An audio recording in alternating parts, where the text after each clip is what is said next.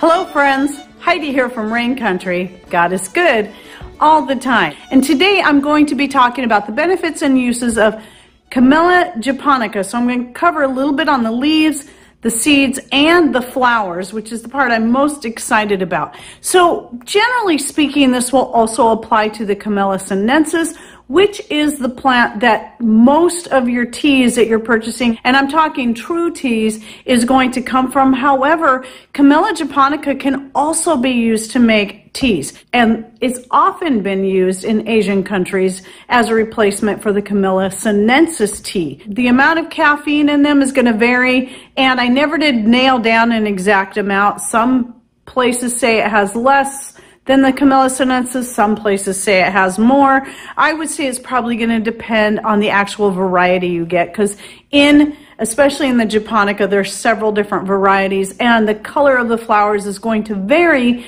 from white up to red and any shade in between, and sometimes those with striations and other patterns within the petals. But all of them can be used in the same way. One thing to know though, when it comes to the flowers, you're going to get a higher amount of flavonoids and benefits in the ones with the deeper color. So if you haven't bought one yet and you're thinking about getting a Camellia japonica for its beauty, because that's why most people in the States grow it, is as an ornamental shrub. But with everything I've learned this time around studying this plant, I would like to get more of these in various shades of dark pink and red. And it is actually a highly prized shrub or tree, depending on how big you let it get, in Asian countries. So the Japanese name for Camellia japonica is tsubaki, I think I'm pronouncing that correct, or also known as Japanese camellia. And it's right here. What I'm showing you, by the way, are the flowers from my own, and you can see they dehydrated up beautifully.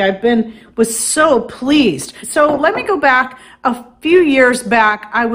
Once I learned about the shrub that I had, because I didn't know for the longest time, because it was here when we bought this house over 32 years ago, and I never knew what it was. And then after I started my channel was the first time it had bloomed, or at least that I'd ever noticed it bloomed, and it got these beautiful pink flowers.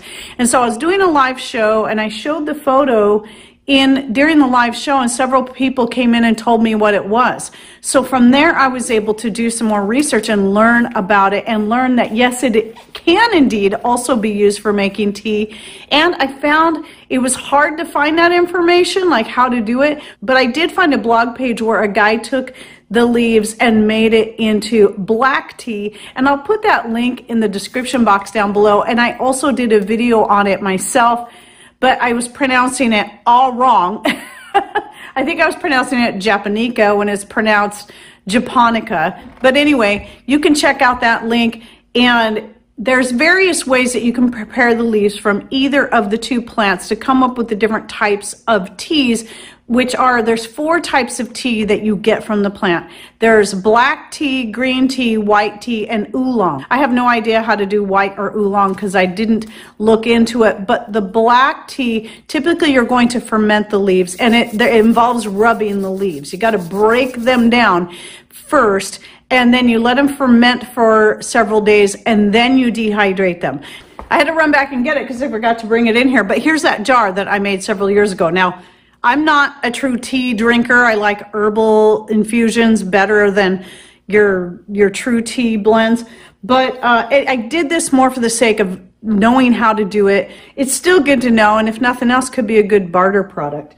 So yeah, that's what I have here. Still smells like tea to me, even though it's several years old. But yes, you can do that with the leaves. But then this year, when I saw I had more than usual blooms coming on my plant, I had a thought that I had been meaning to look into for a long time but kept forgetting, is what about the flowers? Do they have uses too? And I just had this feeling that if you couldn't also use them for tea, then they had other beneficial uses, and what I was hoping what might be for skin. And sure enough, I was correct. So first though, before I get into that, The parts of the plant that are used most commonly are the leaves, obviously, the flowers, and the seeds. And the seeds are where they get the oil. And the oil has many, many uses in the Asian countries. They use it especially for beauty care, so for skin, for hair.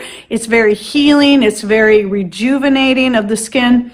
But they also use it for cooking. And then the dried flowers. Now, I could only find specifically using dried flowers for cooking. And there was only one page out of the many I looked at that said the flowers were not edible. And I'm like, well, I know that's not true.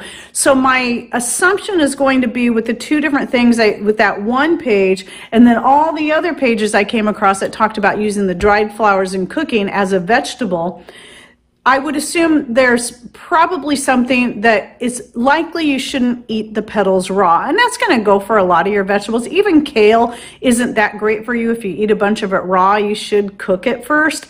And there's a lot of plants like that. And so I'm going to assume that's probably the case with the flowers. So dehydrating them first must help with whatever it is that could possibly cause digestive issues. I don't know. I couldn't find any more information about that. So for now, I'm just going to say, just in case, avoid eating the petals raw. But you can dehydrate them and then add them to any cooked goods, whether it be sauces, soups. Often they're combined with rice and cooked together.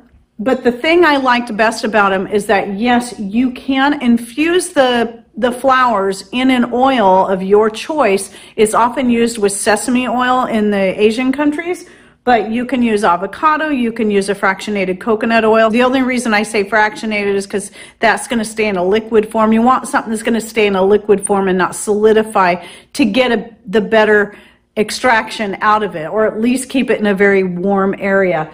Any oil that's not going to spoil. Olive oil is great if you're going to do more of it, if you're going to do it as a colder infusion and let it infuse for a longer period of time. But I tend to stick with avocado oil.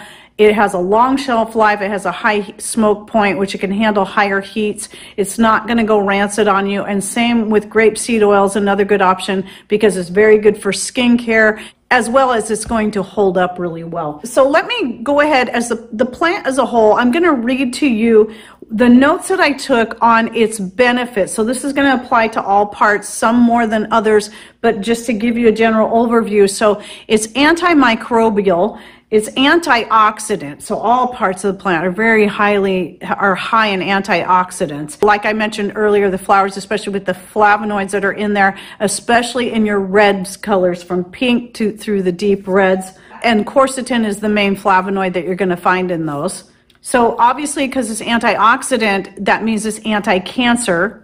It's anti-diabetic, anti-inflammatory, antiviral, and yes, good for digestive health. Anti-obesity as well. I thought that was interesting, but I found that in several places, which, by the way, I almost forgot to say, I'll be putting a link to a scientific study on Camellia japonica that I skimmed through to find some of this information. But if you want to read more in depth and actually see it from a scientific point of view and the studies that were actually done, I think it's really great to start there rather than just trusting people like me and my vlogs or just your natural-based websites. It's good to know where people like me and places like that are actually gathering their information rather than just trusting them, because you don't want it just based on opinion. So make sure you check that out, or at least save that link so that you can have it as a backup when you need to go research some more on it for yourself. So some of the constituents of the plant would be, like as I mentioned, the flavonoids, the phenols,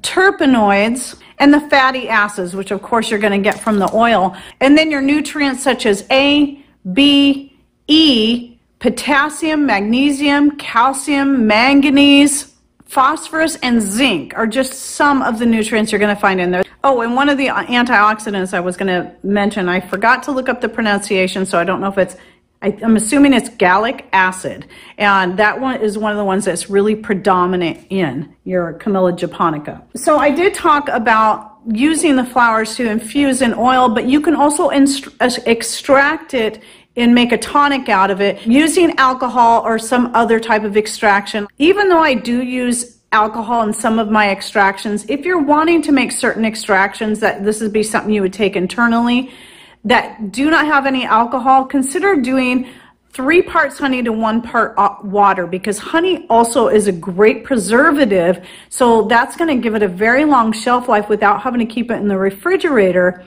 And then you need that 1 part water, though, to decrease the viscosity so you get a better extraction. It's the same ratio you would use if you're using a good food grade glycerin to water, but honey is going to be more beneficial all the way around. But also another option I think you could use just as easily would be maple syrup, and because it tends to be runnier than honey anyway, I would think you could use that by itself. But you can play with that. I haven't tried it yet, but you could try maybe doing like 5 or 6 parts maple syrup to 1 part water and see how that works. You just want it to have a low enough viscosity that it's pretty runny, and so it will extract well. Because the higher the viscosity is, the less effective extract you're going to get from it. So anyway, if you extract the flowers or even the tea leaves in that way, you can take that internally by the dropper or however you want. And so that's going to help with a lot of times when you have benefits that can work when applied topically, they can also benefit the same way when used from the inside out. So a lot of the things we do for our skin and hair involve what we ingest as well as what we put on it. Now, my purpose of dehydrating these is yet another herb that I can add to my many other herbs that I use for extracting in oil. So I would mix this in with the other things like the plantain, the comfrey, the honeysuckle, the calendula, the dandelion flowers, and the list goes on. Whatever I have available most of, I always make a blend, and it's always changing depending on availability. So, which is why I was thrilled, because this year I ran out of honeysuckle flowers to keep infusing in my oils, and so having other things I can add to that have at least similar skin benefits is really great, and something I don't have to go buy to do, and I don't have to plant more of, though I really am thinking of getting a couple more shrubs to put out on our other piece of property, because I know it's going to be something that the deer and the elk are going to leave alone, but I can still get plenty of the flowers off there, or the leaves if I want to. Even though I'm not crazy about any of those teas, they still have wonderful benefits. And that's why green tea is often mentioned, but black tea is equally as good for you. And that is why kombucha is made from black tea, though you can also make it from green tea. Any of your teas are going to have very, very similar benefits. It's mostly just a difference in flavor that you're going to get depending on the type that you use.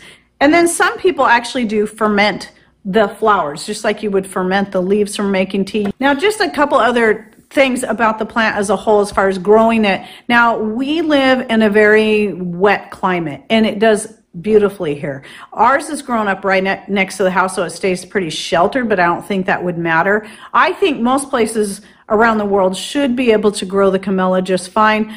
Drier climates, I'm assuming it may need more water because it is used to places that get more rains than other places. So I can't say for certain. You might want to do your own research on that to find out for sure, but I do know it does do well here, and it is an evergreen. So you can plant it, it's going to stay green all year round. Now keep in mind, I have a whole playlist on herb profiles I'll be linking to in the description box down below. I still have so much more that I plan on doing. The next one I plan on shooting a video on is lemon balm, plus several others I still have in my list I want to cover.